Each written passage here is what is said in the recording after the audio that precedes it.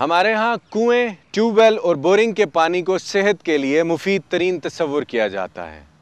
इसीलिए हमारी शहरी आबादी का तकरीबन 52% हिस्सा, जबकि देहाती और कस्बाती इलाकों में 96% हिस्सा इसी ज़ेर ज़मीन पानी के ज़ख़ीरे पर इन्हिसार करता है। लेकिन बैनुल-अक़वामी सेहत के कवानीन के मुताबिक इस पानी में 10 मिलीग्राम नाइट्रेट बतौर नाइट्रोजन मौजूद होती है, जो इंसानी सेहत के लिए एक अज़ाब जाँ है। दूसरी तरफ कुएं और बोरिंग की गहराई को हुकूमती सतह पर बड़े सख्त चेक एंड बैलेंस की ज़रूरत है, वरना आलूदा पानी की मुसलसल फराहमी एक बड़ी इंसानी आबादी को बीमारियों का अजाब दिए रखेगी और ये बीमार अफराद हुकूमत और मुआशरे के लिए एक बहुत बड़ा बोझ बने रहेंगे। अगर आप अपने ज़ेरे इस्तेमाल पानी के मुतालिक मज़ीद हक़ाइक़ सुनना, देखना और जानना चाहते हैं तो सच के सफ़र में मेरे साथ रहिएगा। पानी सप्लाई करने वाले पाइप्स की लीकेज और पानी जमा करने वाले बर्तनों की नामुनासिब देखभाल भी इंसान को मुज़र सेहत पानी फराहम करने का एक बड़ा ज़रिया है। लेकिन अक्सर इलाकों में इनफरादी तौर पर बोरिंग और हैंड पंप के ज़रिए भी पानी हासिल किया जाता है। लोग कुएं के पानी को छोड़कर अब बोरिंग का पानी क्यों इस्तेमाल करते हैं? आइए पूछते हैं अटक के इलाका हजरों में बोरिंग करने वाले इस कारीगर से। कुएं का पानी का ये मिसाल होता है ना, जो स्कूला होता है ना, उसमें चूहे गिरने का भी ख़तरा होता है, बच्चों के गिरने का भी ख़तरा होता है, और भी उसमें ऊपर से कुछ गन गिरने का ख़तरा होता है ना। बोरिंग का पानी का ये मसाला होता है ना, जो वो साफ़ सुथरा पानी होता है, इसमें गन भी नहीं गिरता है ना, ऊपर से बंद कर दो, ऊपर से इंजेक्टर लगा दो, फिर साफ़ सुथरा पानी होता है ना, पीने का काबिल होता है। 120 130 फुट पे, 170 पे भी आता है, 200 फुट पे भी आता है ना पानी। जो 80 पे भी पका पानी आ जाता है ना, वो भी पीने का काबिल होता है। खान साहब ने तो साफ़ पानी के लिए अपनी माहिराना राय दे दी, लेकिन बोरिंग करने वाले ये हजरात इस बोरिंग में क्या खांचा लगाते हैं और इंसानी ज़िंदगी और सेहत के साथ कैसा खेल खेलते हैं, ज़रा मुलाहिज़ा कीजिए। जो लोग आते हैं ना बोरिंग करने के लिए, वो कहते हैं हमने 120 फुट किया है, लेकिन यहाँ से टोटल 70-80 फुट होता है और पैसे वो 120 फुट के लेते हैं। हमने कितनी दफ़ा कंप्लेन भी की है, लेकिन कोई एक्शन ही नहीं लेता, कोई कुछ भी नहीं करता। हमें कोई यहाँ कोई किसी की सुनता नहीं है। बोरिंग करते वक्त हमारे यहाँ अक्सर औकात मुनासिब जगह का इंतखाब नहीं किया जाता और सीवरेज का पानी ज़ेरे ज़मीन ज़ख़ीरे में शामिल होकर इंसानी ज़िंदगियों में जहर घोल देता है। इस्लामाबाद और रावलपिंडी और उसके गिरदोनवा में जहाँ भी बोरिंग का पानी इस्तेमाल किया जाता है, वो तकरीबन 70 से 80 फुट के फासले पर पानी आ जाता है। सीवरेज की एक होदी होती है जो तकरीबन 20 फुट के फासले पर होती है। उसकी दीवारें कच्ची होती हैं, उसमें क्रैक्स होते हैं, और जब बोरिंग हो रही होती है तो अक्सर ऐसा होता है कि जो उस होदी का पानी उस बोरिंग वाले पानी में मिक्स हो जाता है, और वही पानी फिर लोग हैंड पंप के ज़रिए इस्तेमाल करते हैं, खाने के लिए, खाने में भी इस्तेमाल करते हैं, पीने में भी इस्तेमाल करते हैं। लोगों को इस चीज़ की इतनी अवेयरनेस नहीं है, और जिसकी वजह से वो मुख्तलिफ बीमारियों का शिकार हो जाते हैं। ये 70-80 फुट में बोरन होती है, वो जब दीवारें जो है ना वो गल जाती है, उसका पानी जो उसमें चला जाता है, फिर तमाम बीमारियाँ जो है शुरू हो जाती हैं।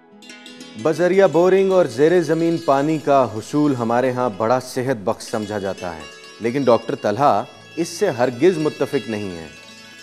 बोरिंग का भी यही होता है कि जिन जगहों पे अब बहुत डीप पानी होता है, लेकिन ये लोगों अक्सर आपने सुना होगा कि ये बोरिंग करने वाले होते हैं, वो बोर करते हैं, तो अक्सर ये होता है कि वो दोनों लाइन्स को बोर कर देते हैं, और उससे फिर क्या होता है कि वो पानी जो है मिक्स हुआ वो उसमें आना शुरू हो जाता है। और इंडस्ट्री किसी भी मुल्क की तरक्की के लिए रीढ़ की हड्डी हुआ करती है, लेकिन यह भी एक हकीकत है कि सनती इदारों से पैदा होने वाला जहरीला फुजला पानी के ज़खायर को दुनिया भर में बुरी तरह से मुतासिर कर रहा है। बैनुल-अक़वामी सतह पर सनती इदारों में एनवायरमेंटल प्रोटेक्शन यूनिट्स का बड़ा सख्त कानून मौजूद है, लेकिन बड़े अफसोस के साथ कहना पड़ता है कि हमारा सनतकार इस मामले में बड़ा ही बेपरवाह साबित हुआ है। पाकिस्तान में कायम शुदा पेशावर और गुजरांवाला की स्मॉल इंडस्ट्रियल स्टेट्स, हरीपुर हतार की फैक्ट्रियां और मिलें पिछले कई सालों से अपना जहरीला फुजला वारसक नहर के पानियों में मिला रही हैं, जिसकी वजह से इस पानी में सीसे और ख़तरनाक कीमियाई अज्जा की एक बड़ी मिकदार पाई जाती है। याद रहे कि वारसक नहर का पानी एक बड़ी इंसानी आबादी के साथ साथ आबपाशी के तौर पर भी इस्तेमाल होता है। लिहाजा ये समझने में तो हरगिज़ दुश्वारी नहीं पेश आनी चाहिए कि हमारे सनती इदारों का जहरीला फुजला पूरी फूड चेन को बुरी तरह से तबाह कर रहा है। पाकिस्तान में सनती इदारों की बदौलत पानी की आलूदगी हमें किस तबाही की तरफ धकेल रही है। अगर आप सच सुनना, देखना और जानना चाहते हैं तो सच के सफर में मेरे साथ रहिएगा।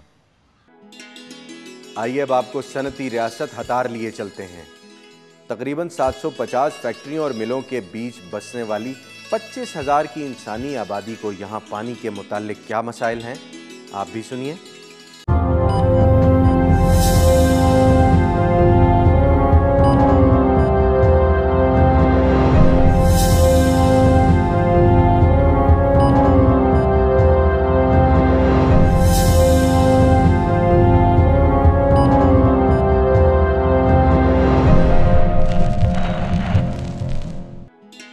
फैक्ट्रियों का फुजला पानी को मुजरे सेहत मशरूब बनाने में एक अहम किरदार अदा करता है। इंडस्ट्री के वेस्ट ने यहाँ के लोगों की ज़िंदगियों पर क्या बुरा असर डाला है, ये भी सुनने वाली बात है। ये जो पानी आ रहा है ना जी, ये तार डिस्ट्रिक्ट स्टेट के मुख्तलिफ यूनिट हैं जो केमिकल के हैं। खुसूसन दीवान सुलेमान एक बहुत बड़ा यूनिट है फाइबर का ना, उनका ये पानी का वेस्ट आ रहा है। जो पानी जब यहाँ से गुजरता है, जो माल मवेशी जो उस पानी को पीता है वो मर जाते हैं। उसके बाद जो बच्चे इस पानी में हाथ वगैरह डाल लेते हैं वो बीमार हो जाते हैं। और इस तरह की काफ़ी कुछ बच्चों की 1-2 डेथ भी हुई हैं और माल मवेशी भी काफ़ी सारे मरे हैं। दुनिया भर में इंडस्ट्री के फुजले को ठिकाने लगाने का हुकूमती सतह पर बंदोबस्त किया जाता है, बड़ा सख्त चेक एंड बैलेंस हुआ करता है। लेकिन हमारी सरकार ने हतार इंडस्ट्रियल स्टेट में सनती वेस्ट को ठिकाने लगाने का क्या इंतज़ाम कर रखा है, ज़रा मुलाहिजा कीजिए। पानी जो है हतार स्टेट से आ रहा है, गवर्नमेंट ने अभी तक इसके लिए कोई ट्रीटमेंट प्लांट नहीं लगाया, ना ही कोई इस तरह की प्लानिंग की है कि इस पानी को साफ़ किया जा सके। इसकी बू से मुतासर होते हैं। गर्मियों में यहाँ लोग कहते हैं कि हम बाहर सो नहीं सकते, इतनी ज़्यादा इसकी जो है ना बू होती है ना।